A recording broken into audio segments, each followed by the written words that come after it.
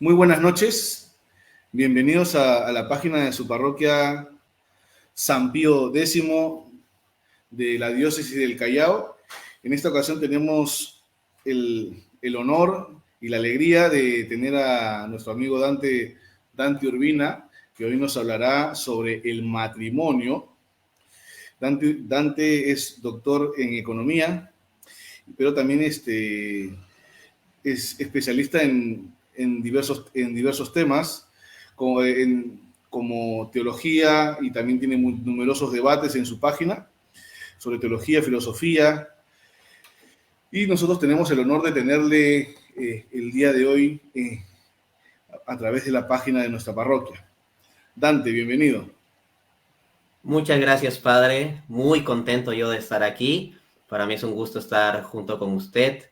Yo le tengo bastante aprecio, como sabe. Somos amigos con el padre y pues eso, vamos a hablar de un tema muy importante y muy necesario, la familia, ¿no? Y quiero iluminarlo especialmente desde las escrituras, desde la palabra de Dios que Dios nos ha dicho al respecto. Porque nuestra sociedad va mal, eso es claro, nuestra sociedad va mal. Pero ¿cuál es la célula básica de la sociedad? La familia.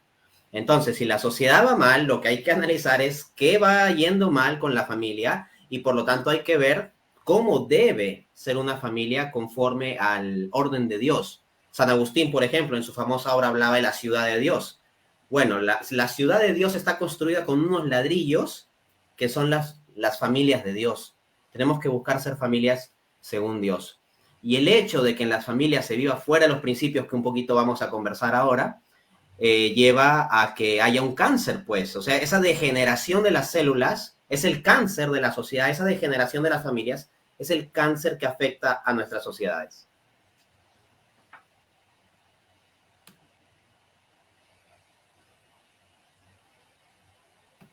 Listo. Entonces, ¿procedemos con el tema, padre? Sí, adelante. Perfecto. Entonces Sí. voy a pasar a exponer mis puntos. Bueno, de forma esquemática, luego vamos a pasar a un diálogo. Y si alguno tiene preguntas, ahí las puede ir dejando. Quiero presentar 7 principios bíblicos para construir un buen matrimonio. ¿Y por qué de familia pasamos a matrimonio? Es que se dice, la familia es el núcleo de la sociedad. Ya. Pero cabe la pregunta, ¿y cuál es el núcleo de la familia? Porque la célula, como se dice que la familia es la célula de la sociedad, las células también tienen núcleo. Y el núcleo de la familia es el matrimonio. Entonces, si queremos ver por qué está mal la sociedad, hay que ver qué está mal en la familia. Y si queremos ver por qué está mal la familia, tenemos que ver qué está mal en su núcleo, que es el matrimonio. Así que vamos a ver cómo debe ser un matrimonio, no según mi palabra o la palabra de tal o cual, sino según la palabra de Dios. Porque para nosotros los católicos, la Biblia es regla de fe. La distinción con los protestantes es que los protestantes lo ven como la única regla infalible o la única regla, dependiendo de con qué denominación se encuentre uno, y pues muchas veces no se toma en cuenta la tradición o el magisterio, o en caso se los tome en cuenta, no se los ve como falibles o como infalibles o vinculantes, ¿no? Pero la escritura ciertamente es regla de fe para el católico. Vamos a esto. 7 principios. Principio número 1 para construir un buen matrimonio. Abnegación. Abnegación. Marcos 8:34. Dice nuestro Señor, el que quiera seguirme, que renuncie a sí mismo, que cargue su cruz y me siga. Cuento una anécdota curiosa. A mí cuando me preguntaban, ¿cuál es la base bíblica para el matrimonio? Yo de chistoso decía, la base bíblica del matrimonio es Marcos 8:34, cargue su cruz y me siga. Y yo lo decía de broma, ¿no? Que el matrimonio es una cruz y todo eso. Sí. Pero ¿saben qué? Luego, repasando el catecismo en la Iglesia Católica para preparar mi programa Respuestas Apologéticas, del cual hubo 70 episodios que di para HM Televisión de España, preparando mi programa sobre el matrimonio, revisé el catecismo y me encontré que ese texto bíblico es citado por el catecismo al hablar sobre el matrimonio. Qué alucinante. Yo lo decía como de broma, una broma para expresar una verdad en serio, pero el catecismo lo dice muy en serio ese texto bíblico. Entonces, cuando uno busca lo suyo, destruye el amor, destruye la familia. Nótese lo que dice el apóstol Pablo en 1 Corintios capítulo 13, cuando habla sobre el amor. Dice que el amor no busca lo suyo. Pero ¿qué pasa en aquella casa en donde todos tienen derechos y nadie tiene deberes? El esposo pide sus derechos, busca lo suyo nomás. Y la esposa busca lo suyo y sus derechos. Y los hijos salen igual en consecuencia, ¿no? Entonces, cuando cada uno busca lo suyo, se crea un caos, una competencia, un conflicto. De lo que se trata es de ser abnegado para construir un buen matrimonio, de saber renunciar a uno mismo. Uno tiene que ubicar cuáles son los aspectos de sus conductas o sus actitudes que molestan a su esposa o que afectan a su esposa. Y si se trata de hacer un cambio que no lleve a algo ilegítimo o pecaminoso, habría que hacerlo. Por ejemplo, supongamos, por poner un ejemplo un poco tonto, pero que quede muy clara la idea.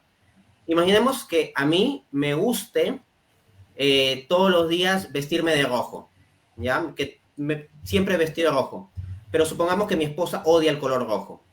Entonces, ¿no usar el color rojo o usarlo es pecaminoso? No, en sí mismo no es pecaminoso.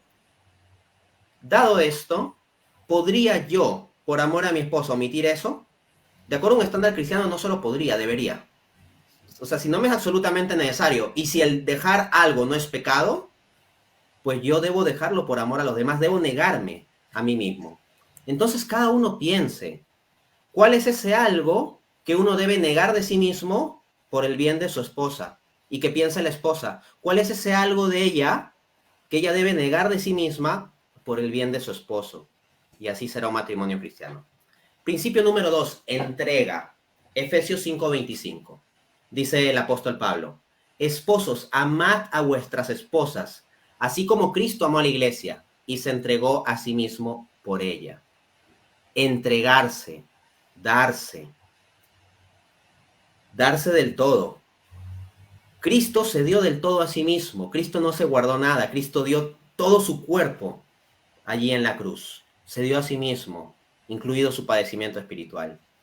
Y el apóstol Pablo nos llama a los esposos a hacer eso, a darlo todo. Entonces, cuando uno quiere construir un matrimonio auténticamente cristiano, no tiene que estar preguntando en qué voy a recibir. A lo que tiene que estar atento es qué puedo dar. Y puedes dar una sonrisa, un piropo, puedes dar un preparar el desayuno en la mañana, un lavar los platos, un salir a comprar hamburguesas, un ir al parque de diversiones, salir a una cena romántica, dar tu tiempo, dar tu cansancio. Hay una canción en misa, ¿no? Que dice, mi cansancio, que a otros descanse. Bueno, tienes que pensar eso. Como esposo, por ejemplo, ¿cuándo es la última vez en que tu cansancio ha hecho cansar a tu esposa? Ha hecho descansar, perdón, a tu esposa. Tu cansancio, algo que a ti te haya costado, ha hecho descansar a tu esposa. Y si no puedes ubicar pronto una circunstancia en que tu cansancio la haya hecho descansar a ella, tienes que evaluarte. Y lo mismo han de pensar las esposas. ¿Cuál es la última vez en que el cansancio de ustedes, esposas, ha hecho descansar a su esposo? Y si no se les ocurre una ocasión próxima, hay que evaluarse. Principio número 3, cariño. Efesios 5:33. Por lo demás, que cada uno de vosotros ame a su mujer como a sí mismo. El apóstol Pablo dice que uno a su propio cuerpo lo cuida.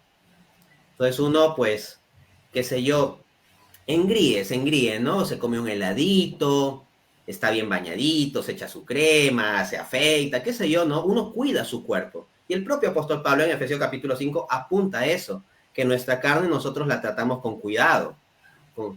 Y por lo tanto, como en el matrimonio nos hacemos una sola carne, tenemos que cuidarnos. Entonces, la esposa cuidar con cariño del esposo. Y el esposo cuidar con cariño de la esposa. Y ahí digo, pregúntense, ¿cuándo es la última vez en que habrán dado alguna muestra de cariño a su cónyuge? Si no se les ocurre una opción pronta, pues entonces por compromiso con el Señor, tienen que reajustar las cosas. Y si están casados por religioso, como debería ser, pues con más razón. Porque El compromiso es un compromiso con Dios. Eso yo se lo dije a mi esposa, por ejemplo. O sea, mi fidelidad a ti está garantizada no por mi compromiso contigo. Mi fidelidad hacia ti está garantizada por mi compromiso con Dios. Porque en el matrimonio yo le dije a Dios que iba a ser fiel a ti. Entonces eso, y eso es, claro, en primera instancia suena feo, ¿no? Así, no es muy romántico decir, no está garantizado por mi compromiso contigo. Pero es que esto es más sólido, acá no se trata de romanticismo, sino de amor verdadero, amor fuerte, amor sólido. No sobre la arena de los sentimientos que pasan, sino sobre la roca, que es Dios. Entonces el compromiso es que en el matrimonio, en el sacramento, un medio de gracia, yo he dicho, Señor, yo elijo amar a esta mujer y solo a esta mujer como esposa para toda la vida. Es un compromiso con Dios, una cosa seria. Y bueno, vivirlo cada día implica el cariño. Cabe mencionar que, claro, podré hacer yo alguna pequeña referencia a, a mi propio matrimonio, mi perspectiva, etcétera. Pero estos son principios que son ideales y que yo lucho todos los días por estar a la altura de esto. Lucho. Pero no se piense que porque yo estoy hablando de estos principios soy el esposo perfecto que no falla en nada. Pero es que la vida cristiana es una lucha. Y yo he tenido mis fallos y seguramente podré pensar en fallos míos en cada uno de estos 7 principios. Pero si uno cae, se levanta. Y si alguna vez veo que me falta el cariño, pues he de reajustarme. Y si veo que me falta la negación por mi esposa, he de reajustarme. Y así es una lucha constante. Llevar su cruz cada día, que era el primer principio. Cuarto principio, respeto. Dice Efesios 5:33. Y que la mujer respete a su marido. El apóstol Pablo enfatiza que los esposos amen a sus esposas. Y a las esposas les enfatiza que respeten a sus esposos. Hoy en día se ha perdido mucho, lamentablemente, en nuestra sociedad con el avance del feminismo, este respeto al varón. Ciertamente no queremos un respeto basado en el miedo, en que haya un sistema, no sé, machista, en que el hombre menosprecie a la mujer, la maltrate, le pegue. No. O sea, no hablo de temor aquí o de servilismo, sino de respeto. Pero eso es algo que se ha ido perdiendo, ¿no? La lógica democrática ha entrado demasiado en los hogares y todos opinan, pues, ¿no? El papá, la mamá, los hijos, el hijo adolescente, la hija pequeña y el perro también opina. Entonces, todo el mundo ahí, no hay una jerarquía, no hay un orden, no hay una estructura, no hay un respeto. Es malo que se pierda eso. Y en una familia cristiana debe haber un orden, una estructura, una jerarquía, un respeto. Quinto principio, fidelidad. Mateo 19:6. Palabras de la santa boca de nuestro Señor Jesucristo.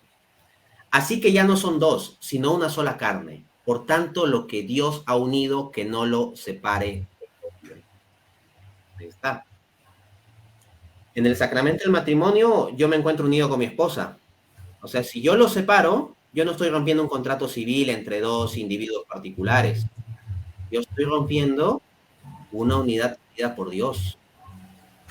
Y eso es una falla grave ante el Señor, no meramente ante mi esposa. Entonces, la fidelidad es fundamental.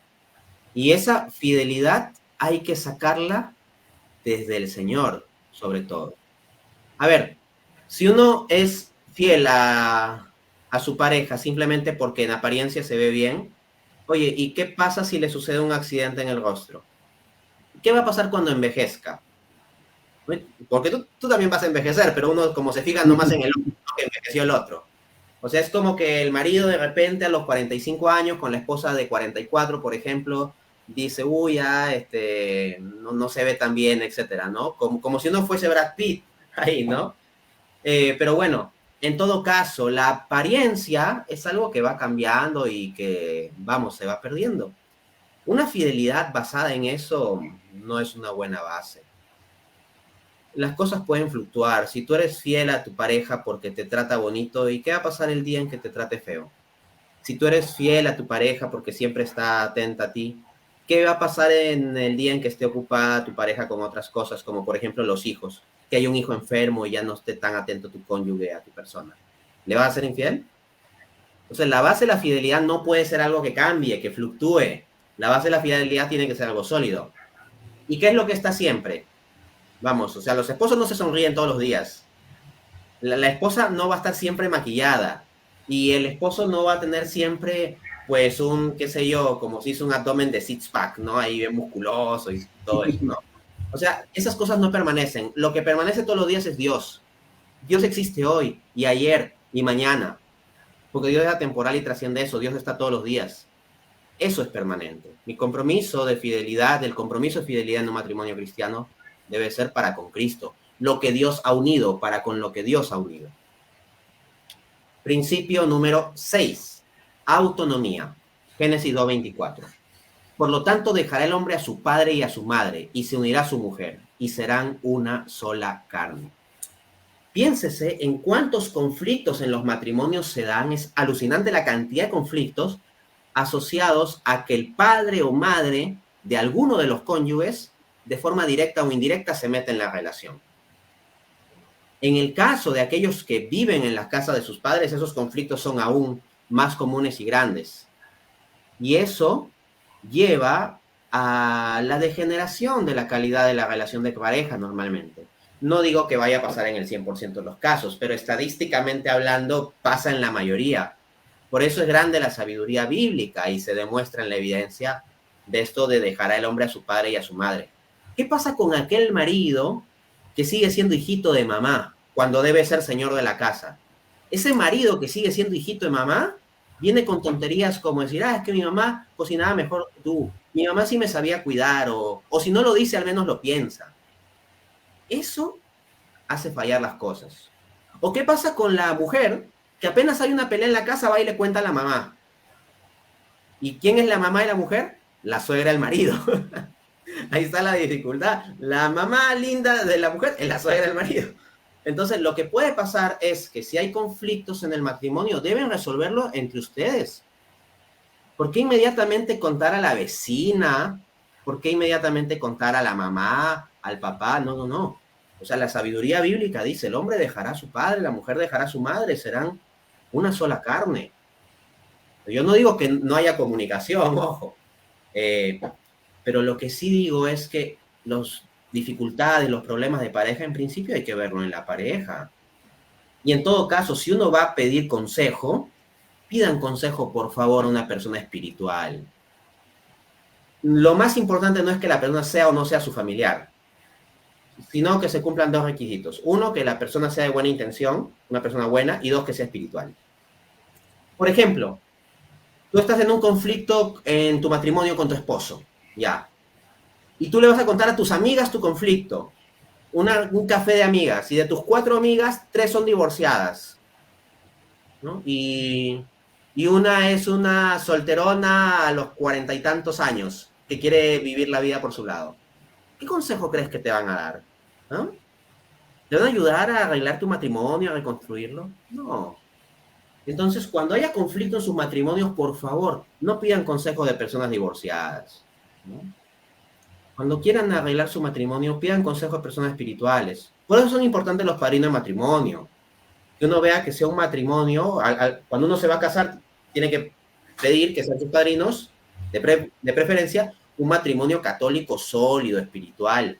Porque si hay conflicto en nuestro matrimonio, ¿qué podemos hacer? Acudir a nuestros padrinos, conversar con ellos. En principio, con los padrinos de matrimonio habría que conversar bajo la premisa de que se haya escogido a los padrinos de matrimonio como personas espirituales que ya llevan un tiempo manteniendo un buen matrimonio. Listo, para cerrar. Principio 7. Oración. Dice Tobit 6:16, libro bellísimo que tenemos en nuestra Biblia los católicos y que lamentablemente se lo pierden los protestantes que tanto aman la palabra de Dios. Bueno, esta bella palabra de Dios no la tienen en sus Biblias de 66 libros. Nosotros católicos en nuestras Biblias de 73 libros sí la tenemos. Dice Tobit 6:18. Antes de que te unas a ella, levántense primero, hagan oración y pídanle al Señor del cielo que tenga misericordia de ustedes y los proteja. Esa oración se la recomienda el ángel Rafael al esposo antes de que se una a su esposa. O sea, esa idea de que el sexo es malo para el cristianismo y que el cristianismo se opone al sexo y que son unos reprimidos, no. O sea, acá el sexo es bendecido por la oración. Claro que sí. El sexo es una cosa en sí misma buena. Otra cosa será la concupiscencia, que la tenemos, o la lujuria, el desorden, pero el sexo considerado en sí mismo es bueno. Dios nos creó sexuados, como Adán y Eva. Y también hay personas a las que Dios da el don de la continencia. Y esas personas no es que no tengan sexualidad, las personas que viven el celibato no es que no tengan sexualidad, sino son personas que con mucho amor han querido esa sexualidad que realmente tienen, porque no son personas asexuales o asexuadas, esa sexualidad que realmente tienen, han querido ofrecerla a Dios como regalo por comprometerse con el reino de los cielos. Pero también es valioso. Pero nótese cómo aquí no hay una desvalorización de la sexualidad. Más bien el que vive en celibato tiene su sexualidad y esa cosa bonita que tiene lo ofrece al Señor. Lo ofrece al Señor, es una cosa muy grande. Entonces, en primer lugar, apuntar eso. No es que los católicos tengamos una visión mala del sexo. En este texto el sexo se bendice con la oración. Pero matrimonio que reza unido, matrimonio que ora unido, permanece unido. Matrimonio que no ora, el que no ora se seca espiritualmente. Y matrimonio donde los miembros se secan espiritualmente, se quiebra. Y por eso es que en nuestra época, en donde toda la gente anda escuchando música y no tiene tiempo de orar, en sus tiempos libres, es la época de muchos divorcios. Entendamos, pues, y con esto quiero cerrar, que mantener un matrimonio perseverantemente hasta el final, hasta los últimos días, es un don de la gracia. Y ese don de la gracia hay que recibirlo con humildad y pedirlo en la oración. Matrimonio que ora unido permanece unido. Bien, y esos eran los 7 principios que quería compartir. Muy bien, Dante, muchas gracias por el tema, por esta ponencia para la parroquia y también para todas las personas de otras parroquias y de otros lugares que acaban de escuchar. Algunas preguntas también a las personas que están viendo la transmisión pueden hacer sus preguntas y se las hago llegar a Dante. Háblanos sobre la importancia de que un matrimonio frecuente los sacramentos, principalmente y claramente la Eucaristía y la confesión. Ah, eso yo me lo sé muy bien. ¿Y por qué? Porque soy débil. Porque soy débil. Me explico. ¿Cuál es el primer principio? Negación, cargar la cruz. Marcos 8:34. El que quiera seguirme, que renuncie a sí mismo, cargue su cruz y me siga. Yo no tengo la fuerza para cargar la cruz del matrimonio. Soy muy débil. No tengo la fuerza para cargar la cruz del matrimonio. Pero quien sí tiene la fuerza para cargar la cruz de mi matrimonio y de cualquier matrimonio es Jesús. Por eso yo necesito el sacramento de la Eucaristía. Cuando yo voy el domingo a misa y puedo participar de la Eucaristía y está Cristo en mí, cuando comulgo, puedo decir fuertemente con San Pablo, Gálatas 2:20, ya no soy yo quien vive, es Cristo quien vive en mí. Ese Dante Urbina que no tiene las fuerzas porque es débil. Dante Urbina es muy débil. Ese Dante Urbina que no tiene las fuerzas de cargar la cruz del matrimonio, con Cristo dentro, uy, ahí viene la fuerza. Por poner una analogía imperfecta, claro, un poco caricaturesca, pero para que pueda entenderse bien la idea, por ejemplo, Popeye sin la espinaca, ¿no? Todos conocerán el dibujito de Popeye. Popeye sin la espinaca, pues es nada, pero come su espinaca y se pone fuerte. Entonces, igual, la cruz del matrimonio es muy pesada. Hay que tener mucha paciencia, la verdad, para llevar bien un matrimonio. Pero con Cristo se puede, y esa fuerza se saca de la Eucaristía. Luego, el sacramento de la confesión. ¿Qué pasa con mi matrimonio si yo no me baño? Estoy 6 meses sin bañarme, digamos. Quiero darle un beso a mi esposa con mi boca 6 meses sin lavar. O darle un abrazo 6 meses sin haberme bañado, ¿no? Por los brazos y todo eso, ¿se me entiende? Horrible, ¿no? Pero bien, nosotros no solo somos cuerpo, somos de espíritu. Una unidad sustancial de cuerpo y alma espiritual. Y si yo no baño mi cuerpo, eso va a afectar a mi matrimonio y lo va a afectar feo. Y mientras más tiempo esté sin bañar mi cuerpo, más feo voy a afectar a mi matrimonio, ¿no? Bueno, el alma también hay que bañarla, porque nuestra alma se ensucia. Y ese es el sacramento de la confesión. Y así como yo procuro tener limpio mi cuerpo por amor a mi esposa, también quiero tener limpia mi alma por amor a mi esposa, que es un amor que fluye del amor a Cristo. Perfecto, muy bien. Y bueno, algunos están comentando. Siguiente pregunta. Hablaste sobre consultar a alguna persona espiritual. ¿Deben los matrimonios tener un director espiritual o acudir a un director espiritual o un sacerdote? Es bastante recomendable, no es que sea un requisito absoluto como una cuestión dictaminada por el sacramento, pero sí es algo recomendable, porque, como decía, cuando surgen conflictos hay que preguntar a personas espirituales. En principio, los sacerdotes tienen formación y preparación para poder aconsejar a los matrimonios. Dentro de los cursos de pastoral que llevan, conocen esas realidades. Y además los sacerdotes, al escuchar tantas cosas en sacramento de la confesión, ganan una experiencia sobre el corazón humano y las diversas realidades y miserias humanas. Entonces, acudir a un sacerdote para pedir consejo, individualmente, cada cónyuge o en conjunto, es una cosa sabia y buena. Así que si bien no es obligatorio tener un director espiritual, sí es una elección sabia y conveniente. Perfecto, muy bien. Ya para los que hicieron esa pregunta.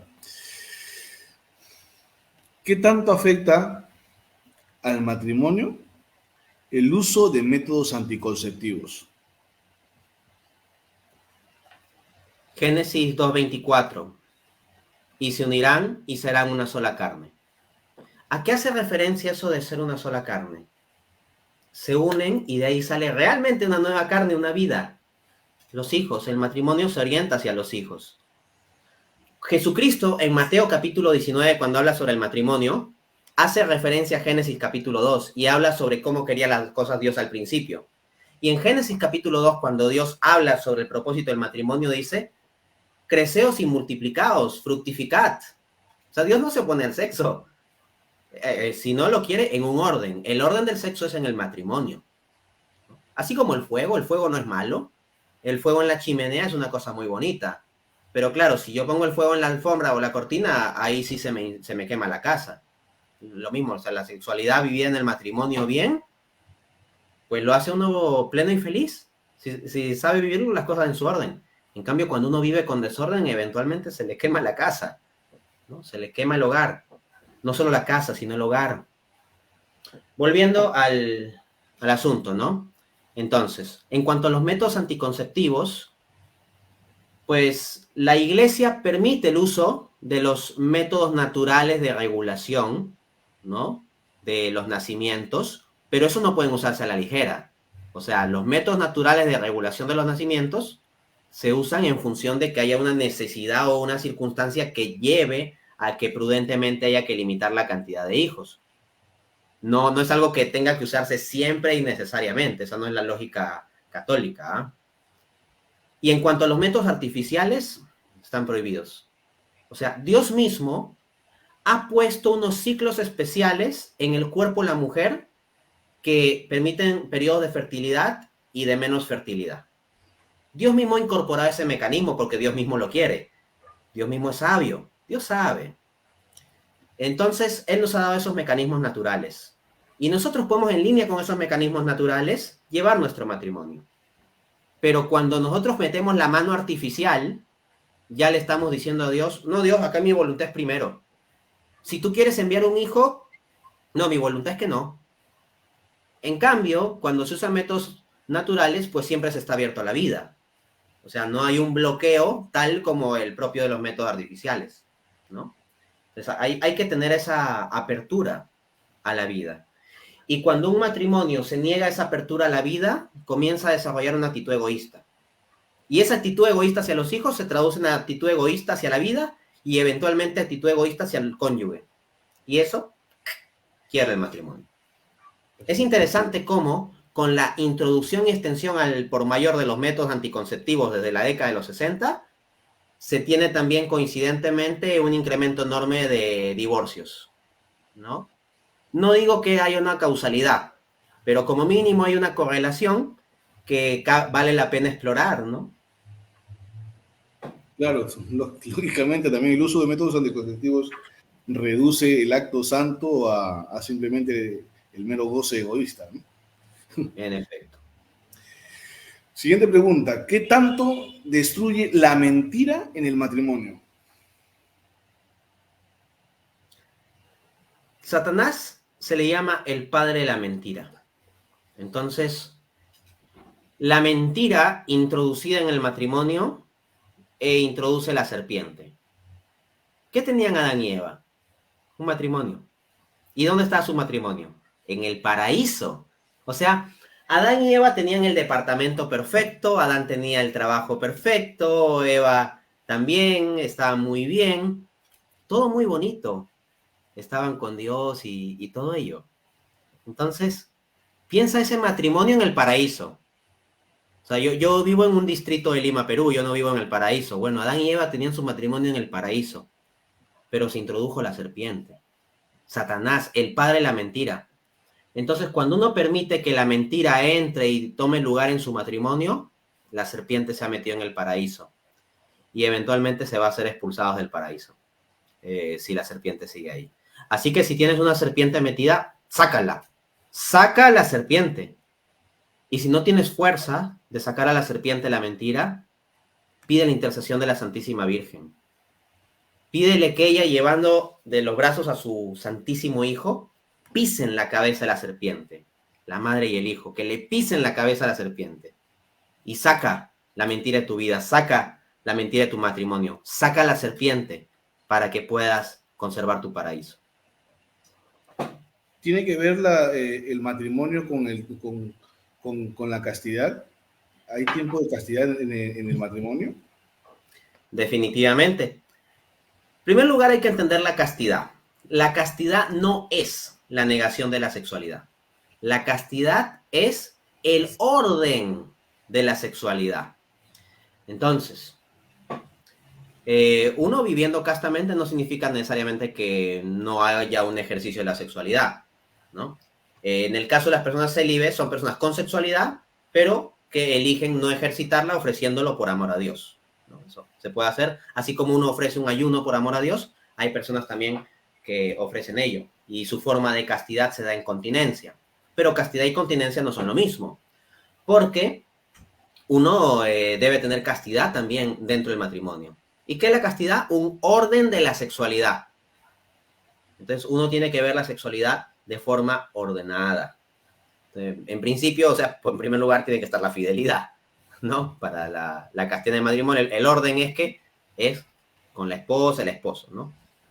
Luego, la castidad también es importante porque la castidad permite disfrutar mejor de la sexualidad. Repito, la castidad permite disfrutar mejor de la sexualidad. ¿Por qué? Piensen en las personas que comen en desorden, que se atiborran de comida. Ellos tragan, no degustan. Las personas que viven lujuriosamente pueden tener un montón de sexo y aún así sentirse insatisfechos. Son como glotones que tragan comida. En cambio, piensen aquel especialista culinario que degusta con orden, de forma fina, que elige un buen pedazo de carne, bien cocinado, bien presentado, saca con el cuchillo de forma elegante una lonja fina y la come y la degusta y sabe apreciarlo. Eso es la castidad. La castidad es tener ese orden. Así como la glotonería la estoy contrastando con el comer de forma elegante y sabiendo y degustando bien, igualmente la lujuria la estoy contrastando con la vivencia casta de la sexualidad, porque la castidad no es la negación de la sexualidad, sino un modo de vivir la sexualidad. Muy bien. Siguiente pregunta. Dificultades entre casarse con un no católico. Sí, trae dificultades, fundamentalmente en el tema de los hijos, ¿no? Porque si uno está comprometido con su fe católica, va a querer educar a los hijos en la fe católica. De hecho, miren, yo pues tengo mi bebita, ¿no? María Victoria. Eh, Voy a tener también un bebé en diciembre, ¿no? Un varoncito. Entonces, ¿yo qué les puedo dar a ellos? Les puedo dar comida, un techo, los puedo sacar a pasear al parque, los puedo llevar a un parque de diversiones, les puedo sonreír, les puedo cargar, les puedo dar besos, todo, todo, todo. Los puedo querer mucho, pero ninguna de esas cosas que puedo darles, incluido que les pague la universidad o incluso que estudien en el extranjero y no sé cuántos, no importa cuánto les dé, nada de ello se compara con el don de la fe, con el regalo de la fe. Lo más grande que yo puedo darles como padre es inculcar en ellos la fe católica. Ahora bien, si mi mujer no fuese católica, felizmente no es el caso, ella es católica, pero si mi mujer no fuese católica, eso llevaría a un conflicto. Y al menos para mí un conflicto muy grande, porque lo más importante que yo quiero dar a mis hijos, la fe católica, lo tendría restringido o como mínimo estaría sujeto a controversia o a una mirada pues de no aprobación de parte de mi esposa, si no fuese católica, ¿no? Entonces, es importante resolver este asunto. Yo conozco un matrimonio, son amigos muy cercanos de mi esposa y mío, ¿no? Que uno era católico y la otra era evangélica. Y ellos se dijeron, mira, nuestra relación es seria y va para matrimonio. Nosotros tenemos que resolver esto. Y se embarcaron en que tenían que investigar a fondo hasta que resolvieran si era el católico el que tenía que hacerse evangélico o la evangélica la que tenía que hacerse católica. Y profundizaron e investigaron y la evangélica se hizo católica. Y son un feliz matrimonio católico.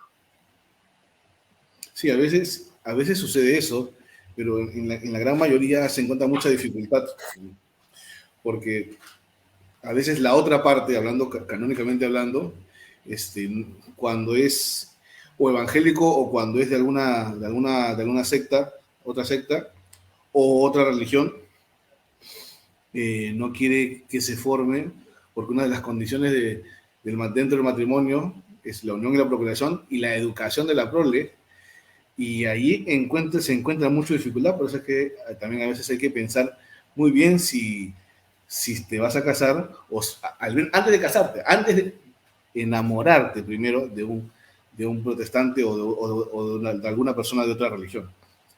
Exacto, por eso ellos hicieron muy bien en resolver el tema antes, ¿no? O sea, dijeron, como vemos que esto va para matrimonio, tenemos que resolver esto y lo resolvieron, ¿no? Pero querer resolverlo después, complicado, no imposible, pero es más complicado.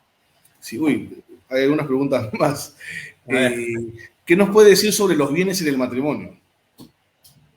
Los bienes del matrimonio, los bona del matrimonio.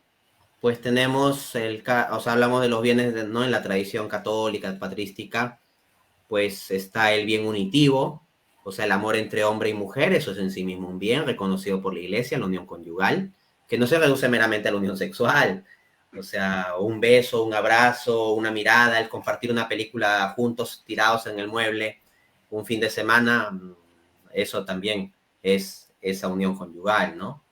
Otro bien, y el bien fundamental que se ha solido resaltar en la tradición, esto lo resalta mucho San Agustín en su obra sobre el matrimonio y la concupiscencia del año 420, es el bien de la prole. Porque Dios dijo, crezcan y multiplíquense, fructificad, ¿no? Entonces, ese es el fruto del amor. ¿Cuán diferente sería nuestra sociedad si más gente se viera a sí misma así y viviese así como fruto del amor? O sea, hay muchas personas que vienen de familias rotas y que ellos mismos están rotos en su corazón, en su mente, ¿no? Eh, Porque el matrimonio de sus padres no funcionó bien, por ejemplo. Hay personas que cargan esa herida. En cambio, alguien que se sabe fruto del amor, se sabe valioso y eso le da fuerza. Entonces, es muy importante ese bien del matrimonio también. La prole es fundamental. Es con eso con lo que el matrimonio construye sociedad. Perfecto. Bueno, algunos preguntan sobre ¿cuál es la diferencia entre tener hijos antes del matrimonio y después? Lógicamente, va en el contexto de la fornicación. Antes del matrimonio, lógicamente, es fornicación, ¿no? Sí. Pero tener hijos... Suena feo, pero es la categoría técnica. Las cosas son como son. Sí. Bueno, ahora. En cuanto a la diferencia, pues el matrimonio siendo un sacramento confiere gracia. Entonces, es importante que para tener hijos, pues contemos con esa gracia de Dios. O sea, claro que Dios puede otorgar su gracia fuera de los sacramentos, claro que sí. O sea, porque Dios es soberano, a Dios si le da la gana, Él otorga su gracia por fuera de los sacramentos. Pero la Iglesia enseña al menos que el medio ordinario por el cual Dios otorga su gracia es en virtud de los sacramentos. No se niega la posibilidad que Dios en su soberanía, por fuera de los sacramentos, también pueda otorgar gracia, pero fundamentalmente donde tenemos el medio ordinario y seguro es por los sacramentos. Entonces, a mi hijita cuando es bebita, yo la pongo en una cuna que sea bonita, que esté acolchada, que esté limpia, ¿no? Entonces yo cuido el espacio donde la voy a poner a mi bebita, cuando nació María Victoria. Igualito, espiritualmente, yo quiero ponerla en un espacio que sea un matrimonio bendecido por el Señor, pues. No una unión de pareja del hombre y que no sea lo que ha unido Dios. Perfecto. Última pregunta, para cerrar con broche de oro esta ponencia y estas preguntas. ¿Cómo ha de ser la corrección entre la pareja? Ay. Buena pregunta. En primer lugar, humildad. Humildad. Porque muchas veces uno está pendiente de los defectos del otro y corregir al otro y lo que el otro hace mal. Pero como decía Jesús, ¿por qué miras la paja en el ojo ajeno y no te das cuenta de la viga que tienes en el tuyo? Entonces, a veces uno se cree don perfecto o doña perfecta y es el cónyuge quien pues tiene todos los defectos y si el matrimonio no funciona es por culpa del cónyuge. No. Lo primero que tú tienes que hacer es fijarte en tus defectos y en qué tienes que corregirte a ti mismo antes que corregir al otro. ¿Sabes por qué? Por lo siguiente. ¿Qué es más fácil que yo cambie? ¿A mí mismo o a mi esposa? A mí me es más fácil cambiarme a mí mismo que cambiar a mi esposa. Así de simple. Porque yo tengo control sobre mi propia vida, en principio, ¿no? Entonces yo puedo más rápida y fácilmente cambiarme a mí mismo que cambiar a mi esposa. Ya.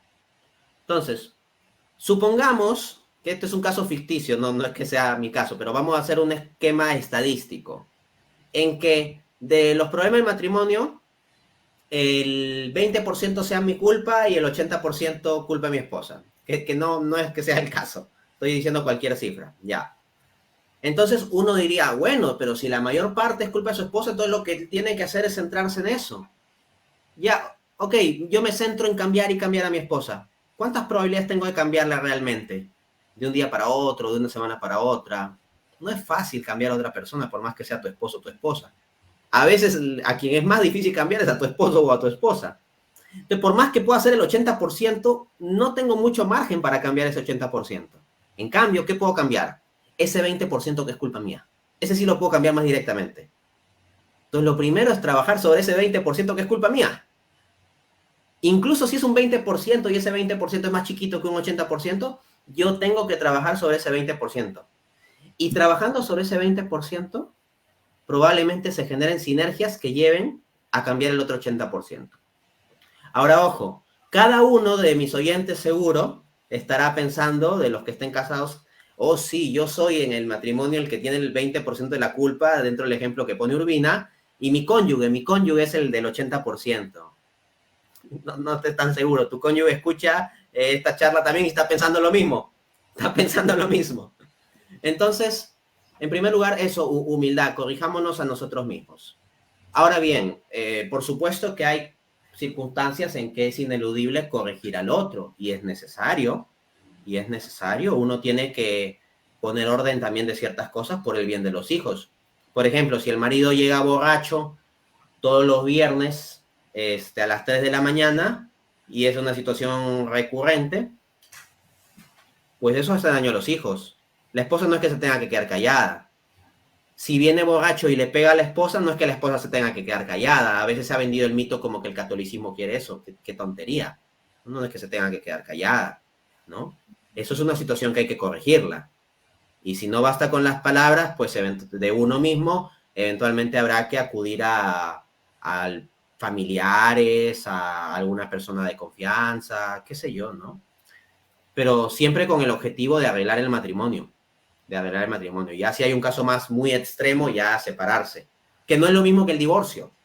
En la figura católica, la separación es simplemente que dejan de cohabitar cuando hay alguna circunstancia extrema. Pero eso no significa que te puedes poner a tener relaciones con otra persona, como si fueses soltero o divorciado. Para el catolicismo no existe el divorcio. En el catolicismo no hay divorcio. Si tú dejas a tu esposa y te metes con otra, o una mujer deja a su esposo y se mete con otro, ahí lo que hay es adulterio, porque el matrimonio sigue presente, ¿no? Pero el catolicismo entiende que puede haber circunstancias en que puede haber separación. Entonces, volviendo al asunto de la corrección. Cuando uno ve necesario hacer una corrección, conviene ir con humildad. Cuando uno va a la corrección gritando así, va más a desfogarse que a corregir. ¿Cuántas veces lo que hacemos es desfogarnos en vez de corregir? Tanto con el cónyuge como con los hijos, ¿no? Eso es algo muy común. Y no, lo que tiene que hablar es uno desde la sabiduría, no desde el hígado. No es fácil. Yo sé que no es nada fácil, porque uno le revientan los defectos del otro, y por eso es que hablo de la importancia de la Eucaristía, porque uno tiene que ser más fuerte para no gritar que para gritar. A mí me recontra fácil, grito ya, ahí que no me parece esto, ¿cómo es posible?, etcétera. Eso es fácil. Lo que es difícil, para lo que hay que ser fuerte, es para no gritar. Eso sí requiere bastante fuerza. Entonces, cuando ustedes vayan a corregir, no corrijan gritando. Si el caso es grave, sean firmes y pueden alzar la voz, pero no gritar. No gritar. Y como dice el refrán de la sabiduría popular, se atraen más moscas, es feita la analogía, pero muy buena, se atraen más moscas con miel que con hiel. Entonces, intenta por las buenas, no vayas por las malas. Ya si no funciona por las buenas, ya vas por las malas, por decirlo así, o sea, eres un poco más duro. Pero en principio trata por las buenas. Y cuando tú le corrijas algo al otro, trata tú también de decir en qué te vas a corregir. Aunque sea una cosa pequeña. Y aunque tú no tengas la culpa de los problemas, puede ayudar a que el otro cambie actitud, el hecho de que tú digas, bueno, mira, yo sé que yo he estado fallando en esto, voy a corregirme, pero te pido que tú también te corrijas en esto, por favor, que me está afectando, me siento mal con esto, etc.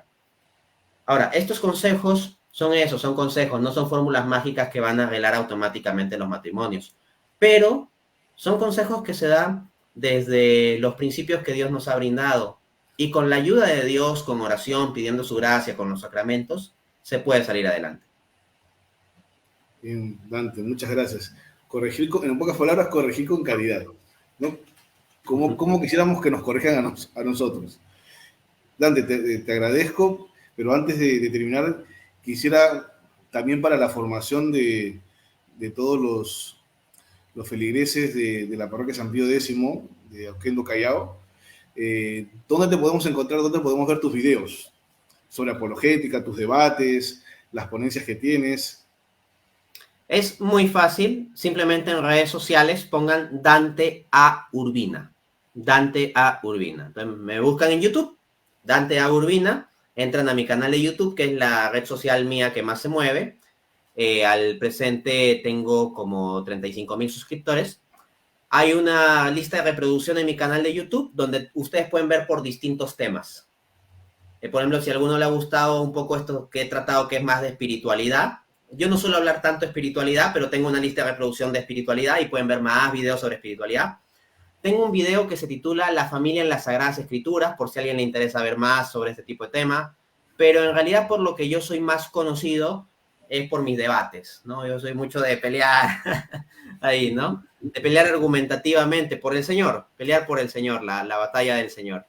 Entonces pueden ver debates míos contra ateos, contra musulmanes, contra antitrinitarios, contra liberales, etcétera. Van a mi canal de YouTube Dante Urbina, en lista de reproducción debates, y ahí pueden ver mis debates, ahí podrán ver un poquito por qué es que en particular son más conocidos mis debates que otros videos. Véanlo por ustedes mismos y pues podrán sacar su conclusión. Tengo mi página web www.danteaurbina.com. En Facebook me encuentran como Dante Urbina, página pública. Pueden dar like y seguir mis publicaciones. Igual en Telegram, Dante Urbina, y en Instagram. Y básicamente esas son mis redes. Aparte del Spotify también, donde tengo colgados audios, podcasts de espiritualidad y de otros temas. Pero resalto un poquito lo de espiritualidad porque la charla de hoy ha ido un poco más por ese lado. Por otro lado, has escrito también varios libros. Sí, efectivamente, todos mis libros los encuentran en amazon.com. Ponen amazon.com y en el buscador de Amazon Dante A. Urbina y le van a salir todos mis libros. Al presente tengo varios libros publicados sobre temas de economía y apologética, es decir, la defensa racional de la fe. Y los libros se encuentran en físico o virtual. Si los compran en virtual, les viene el mismo libro más barato y lo pueden leer en el celular, en la tablet, en la compu, etc. Bien, Dante, ha sido un gusto, un honor, querido amigo. La verdad que siempre es un gusto escucharte, tenerte dando estos temas. Esperemos que no sea la primera vez, de repente, en algún momento, si Dios lo permite, también que puedas venir también aquí a la parroquia a dar algún tema, ¿no? O ya se verá, ¿ya? Con gusto, padre. Ya lo coordinaremos, pues. Lo coordinaremos. Un gustazo. Saludos a la familia. Hacemos una oración antes de terminar. Claro que sí. El Padre, el Hijo y el Espíritu Santo. Amén. Dios te salve María, llena eres de gracia, el Señor es contigo. Bendita tú eres entre todas las mujeres y bendito es el fruto de tu vientre, Jesús. Santa María, Madre de Dios, ruega por nosotros los pecadores, ahora y en la hora de nuestra muerte. Amén. El Señor esté con ustedes, con tu espíritu. La bendición de Dios Todopoderoso, Padre, Hijo y Espíritu Santo, descienda sobre ustedes y les acompañe siempre. Bien. Amén. Que tengan un buen fin de semana. Buen fin de semana. Pásenlo en familia.